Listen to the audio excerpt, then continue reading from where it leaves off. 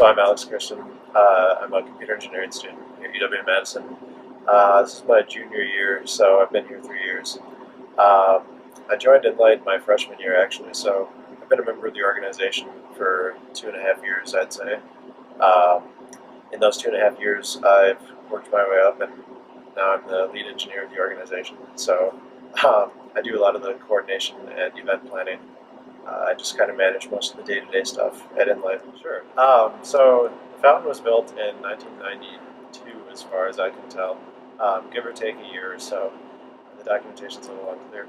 Um, Originally, it was built. I think it was a gift from some alumni here, and essentially, student organizations like Inlight have been taking care of it ever since. Essentially, it's an entirely student-run project. So I think in the past, maybe the machine shop was taking care of it, but for the last decade or so, it's been all students. So basically, throughout all of its upgrades and modifications throughout the years, it's been all students coordinating that. Um, we rarely, sometimes need to reach out to the physical plant and to other official university staff to help things along, but it's pretty much self-driven by student arc, so we're pretty proud of that. I think we have a really strong legacy as far as independence goes. But yes, there was some original design to it. The intent of kind of building it like that was, I think the artist envisioned that when all the jets were on, it formed kind of a ball of water in the middle. I don't think the artist knew about gravity, though, because turns out it doesn't actually do that.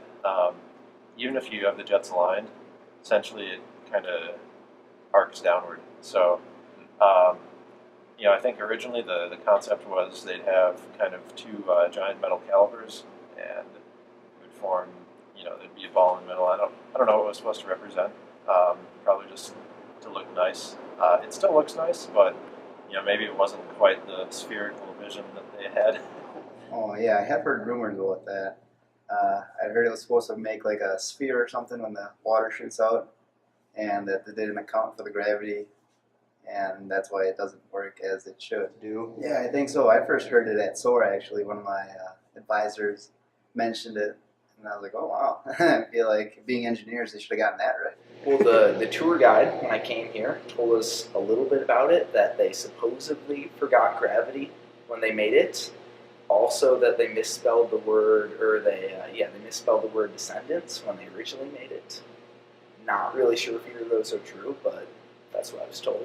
Some fun trivia is it was actually spelled wrong when they engraved it the first time. So if you ever look at the concrete in front of the fountain, looking down Engineering Mall, they had descendants spelled with like an E instead of an A, and so they actually had to fill in the concrete and rechisel it. You can kind of tell if you look closely. We really like to keep it on when we can. Some days it's not possible, some days it's too cold. As far as any particular patterns I like to have all the jets on at once. But that actually does wind up flooding if we leave it on that way too long. But usually it turns out we're just playing our regular simple patterns. Some days we do things a bit more extravagant. Especially on game days, we like to have kind of more exciting patterns going. Once in a while they'll have events out on Engineering Mall before the Badgers play, and we find that a lot of people wind up sitting around near the fountain and looking at it. So those are our more attractive days for a turnout. So we like to have something special.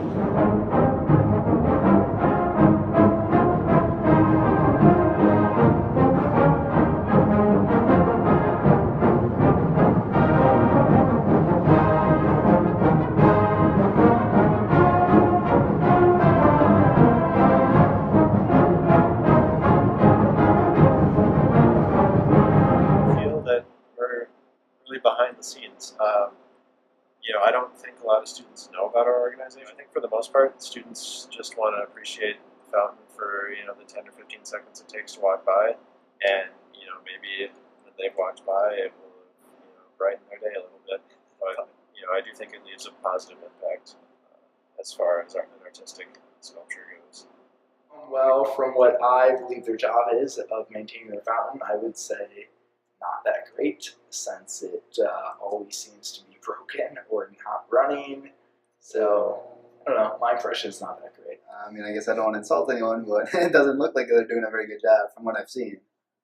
The fountain is on very often, and when it is on, it's not shooting any or not doing anything too impressive. Well, I guess as far as sculptures go, it's interactive and automated. So there's really two parts to that. So uh, we've got kind of a, I wouldn't say extensive, but a decent programming interface for the fountain. So essentially, we can write all sorts of patterns and other control routines that will control which valves are on at any given time. Um, and that's all automatically communicated to the fountain, to the valves, and automatically controlled by our software. So it's probably the only programmable sculpture on campus.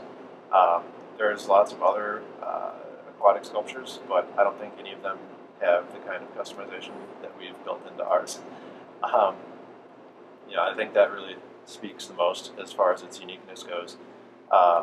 It really enables us to kind of get a hands-on experience with like real-world programming. So, personally, I really see the fountain as kind of a fusion between all facets of engineering. So, in the fountain, you really see the mechanical aspect of engineering. You see kind of the physical. Here's the hardware. It's real. It's doing stuff. You see the computer aspect of engineering. This is all controlled digitally. This is commands running over the network at 10 times per second. You see a lot of kind of the interpersonal engineering where we as a group come together and make it all happen. So I think at its core, in one sentence, it kind of reflects a lot of engineering values that I think are pretty universal. So that's really what it means to me. I believe so. I mean, it seems pretty iconic, and I guess it is eye-catching. I think that's a big part. Yeah, I mean, I would definitely say this fountain is like the biggest symbol. If you go to like the engineering website or like ECS or any of the engineering websites, they all have a picture of fountain as like their front page. So I would definitely say it's the biggest symbol, but engineering has several others, like I don't even know that one statue of a guy that's outside engineering hall. I think he's kind of a symbol. People put hats on him. It looks pretty realistic, and so I think he's another symbol. Yeah, engineering hall in general is pretty recognizable. That's on some pictures. Yeah, but engineering fountain definitely the biggest symbol.